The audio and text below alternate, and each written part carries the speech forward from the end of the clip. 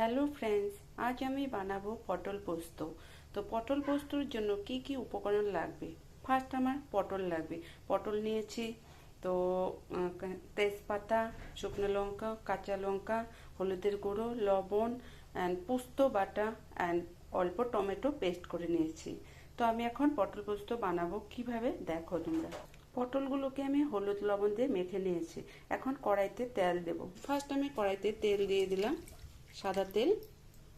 তো আমি কড়াইতে পটলগুলি ছেড়ে দিলাম, এটাকে ভাজা ভাজা করে নেব।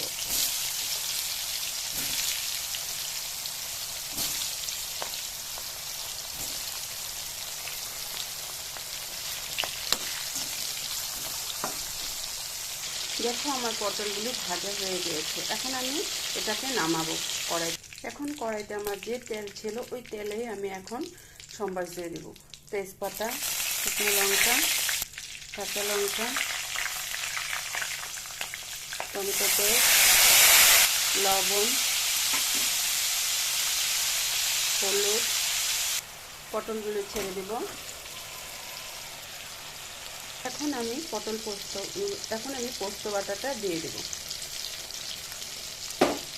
দেখো এটাকে এখন আমি ঢেকে দেব। রেডি আমার পটল পোস্ত। তোমাদের যদি ভালো লেগে থাকে তাহলে শেয়ার, লাইক, কমেন্ট করে দেবে প্লিজ।